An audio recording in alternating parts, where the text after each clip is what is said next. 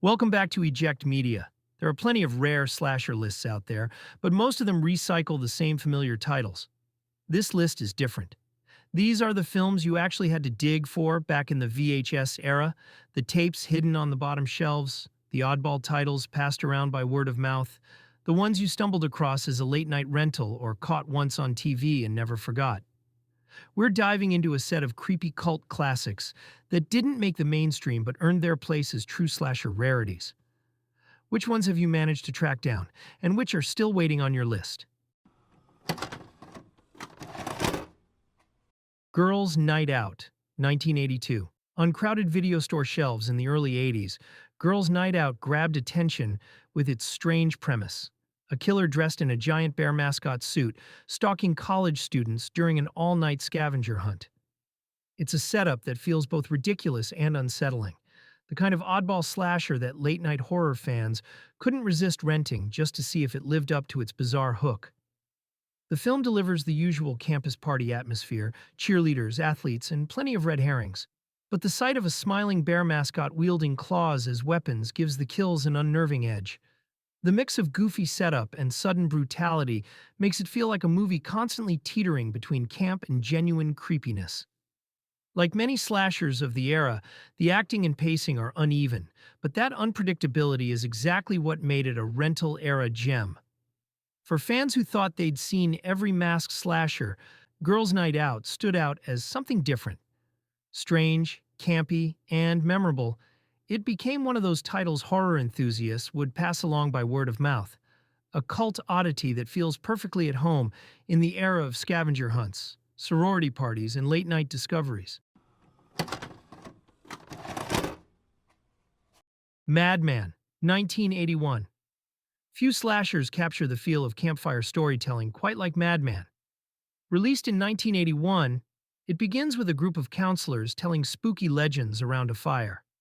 And when one of them carelessly calls out the name Madman Mars, they awaken a local legend who starts hunting them through the woods. It was a perfect fit for drive-ins and rental shelves, where horror fans were hungry for new masked killers and creepy folklore. What makes Madman stand out is its setting and atmosphere. Shot mostly at night in shadowy woods and dimly lit cabins, the film leans on darkness and sound to build dread. The hulking figure of Madman Mars, with his wild hair and oversized axe, feels less like a typical slasher villain and more like a backwoods boogeyman pulled straight from an urban legend. The story follows the expected slasher beats, counselors flirting, sneaking off, and meeting grisly ends. But the pacing and mood make it memorable. Director Joe Giannone uses long shots of the forest and eerie silence to turn the wilderness into a character of its own, creating a sense of isolation that still resonates. While it never achieved the fame of Friday the 13th or The Burning, Madman found a loyal cult audience. For horror fans browsing the shelves in the early 80s, it was the kind of hidden gem that promised simple, spooky fun, and it delivered. With its campfire origins and gritty atmosphere, it remains a perfect slice of the slasher era. Graduation Day, 1981. Released at the height of the early slasher boom, Graduation Day was one of those tapes you'd spot sandwiched between bigger titles at the video store. The kind of movie you rented when you wanted something bloody and fast-paced. It kicks off with the sudden on-field death of a student-athlete, and soon her classmates and teachers are being picked off by a mysterious killer in the days leading up to graduation. What sets it apart from the dozens of slashers flooding theaters and rental shelves at the time is its quirky mix of sports imagery and traditional stalk-and-slash formula. Death scenes range from knives and swords to a fencing foil, keeping things inventive and unpredictable. The kills are often absurd, but that only added to its appeal for late-night audiences looking for fresh ways to see the formula twisted. Like many slashers of the time, the acting can be uneven, but the film makes up for it with energy and variety in its set pieces. Graduation Day may not have broken new ground, but it delivered exactly what rental-era horror fans wanted. A high body count, a bit of mystery, and a streak of dark humor. For anyone digging through the shelves in the early 80s, it was the kind of hidden gem that promised, and delivered, a night of gory fun. Blood Rage, 1987.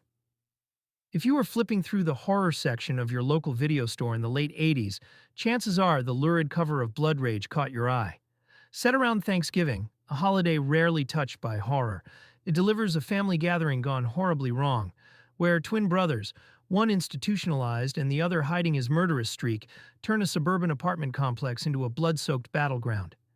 Mark Soper pulls double duty as both twins, the unhinged Terry and the wrongly accused Todd, giving the movie its central hook.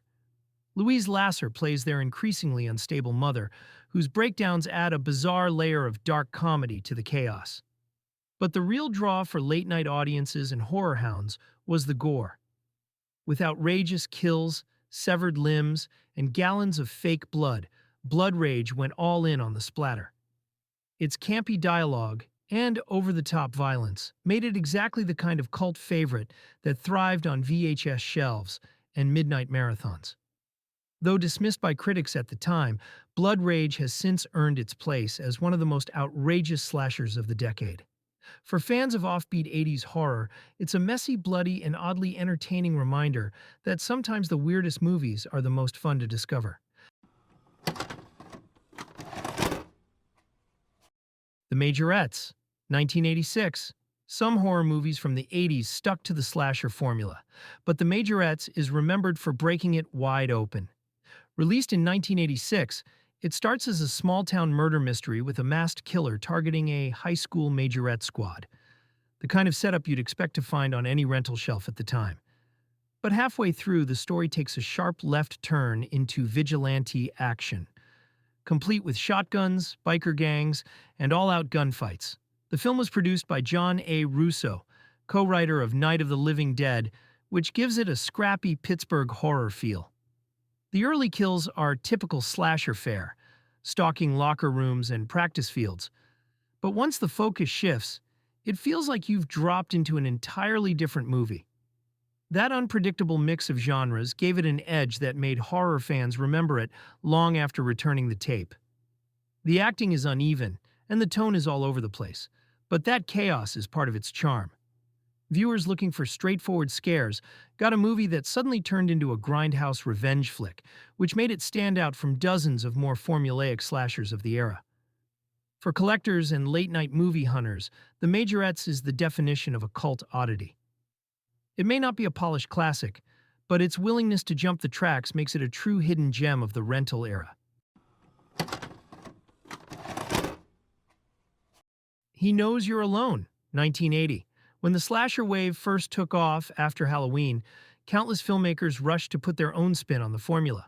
Among the earliest was He Knows You're Alone, a film that found its audience on late-night TV and in the video store aisles thanks to its eerie premise, a killer stalking brides-to-be on the eve of their weddings. The story follows a young woman whose upcoming marriage is overshadowed by the feeling she's constantly being watched. Soon, the quiet suburban streets and bridal shops become hunting grounds for a faceless menace. The idea of tying matrimony to mortality gave the film a unique hook that stood out from other slashers, flooding the market at the time. Caitlin O'Heaney carries the lead role with vulnerability, but the film is most often remembered today for one reason. It marked the screen debut of Tom Hanks, who shows up in a small role and steals his brief scenes with the charm that would later make him a household name. Though not as polished or influential as Halloween or Friday the 13th, He Knows You're Alone carved out its place in horror history as one of the first imitators to make it to theaters, and later, the rental shelves. For fans of the era, it's a time capsule of that moment when slashers were brand new, raw, and finding their voice. Grotesque, 1988. By the late 80s, horror fans were spoiled for choice in the rental aisles, and Grotesque stood out as one of those titles you grabbed because the cover promised something wild. What you got was a movie that refused to stick to just one lane, part home invasion thriller, part slasher, and part monster movie. The story begins with Linda Blair visiting a friend's mountain home, only for a gang of violent punks to invade and terrorize the family. That alone would have been enough for a gritty exploitation film, but halfway through the movie pivots hard. The family's dark secret is revealed in the form of a disfigured relative, and suddenly it feels like you've stumbled into a different movie entirely. That uneven tone is exactly what gave Grotesque its cult reputation. One moment it's raw and cruel, the next it's drifting into monster movie melodrama. Tab Hunter and Donna Wilkes round out the cast, but it's Blair's presence that anchored the film for horror fans browsing the shelves. Her name alone guaranteed curious renters would give it a shot. Messy and unpredictable, Grotesque may not have the polish of its peers, but that's what made it such a staple of late-night cable and rental oddities. It's a movie you watched not because it was great, but because you had no idea where it was going next. A perfect fit for an era defined by experimentation and excess. Iced, 1989. By 1989, slashers were everywhere, but Iced managed to carve out its own identity with an unusual setting: the snowy slopes of a ski resort. Instead of summer camps or suburban neighborhoods, this one strands a group of old friends in a winter getaway where a masked killer starts turning the icy landscape into a hunting ground. The kills lean into the setting. Ski poles, hot tubs, and ski lifts all become weapons of choice, giving the film a novelty that set it apart from the endless parade of masked killers. Combined with neon ski suits, big hair, and melodramatic love triangles, it's pure late 80s excess, wrapped in a slasher package. Like many low-budget horror titles of the era, the acting is stiff and the pacing uneven, but that didn't matter to fans discovering it on late-night cable or at the back of the rental shop. What mattered was that it offered something different: a snowy backdrop, creative kills, and the kind of campy energy that made it perfect for a group movie night. Iced never broke into the mainstream, but it stuck in the memories of those who stumbled across it during the waning years of the slasher cycle. For fans of oddball horror from the rental era, it's a frosty deep cut that still delivers a good time. Killer Party, 1986. If there's one thing the rental era delivered in spades, it was slashers that couldn't decide on just one genre.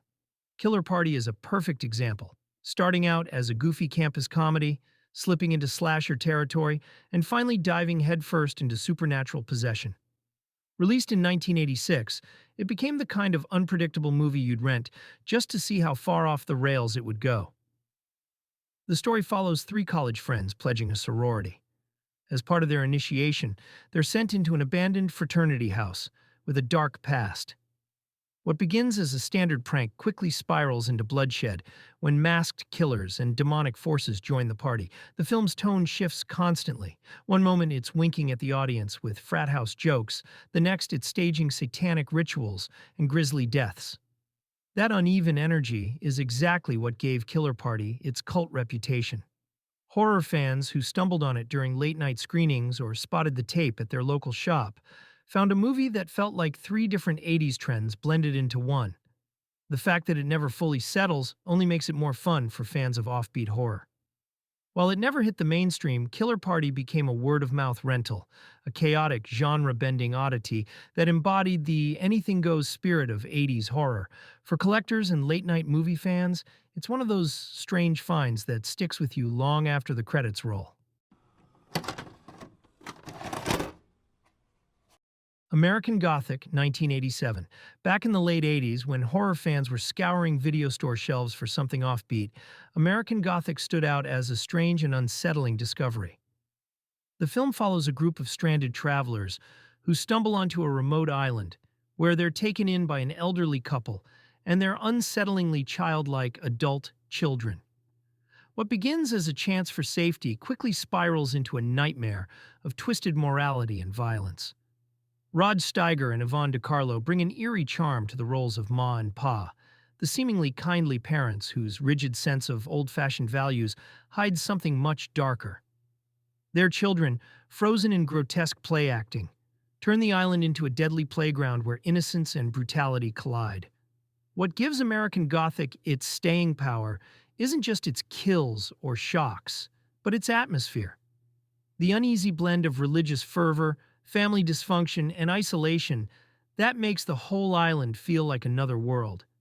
It's part slasher, part psychological horror, and part surreal fairy tale, stitched together with the unpredictable energy that defined so many late-night horror staples of the era. On the rental circuit, American Gothic became the kind of oddball gem that horror fans would recommend to friends who thought they'd seen it all. It may not have the fame of bigger titles, but for those who found it, the movie's off-kilter mix of innocence and madness made it unforgettable. Those were some of the rare slashers that defined the hunt for horror in the 80s. Movies that never reached the popularity of the big franchises, but gave fans something stranger, bloodier, or just plain different to discover. For collectors and late-night movie fans, these oddities are exactly what made the era so unforgettable. Let us know in the comments which of these you've seen, which ones you're still searching for, and what other obscurities deserve a spot on this list. And remember, always be kind and rewind, because every movie is someone's favorite.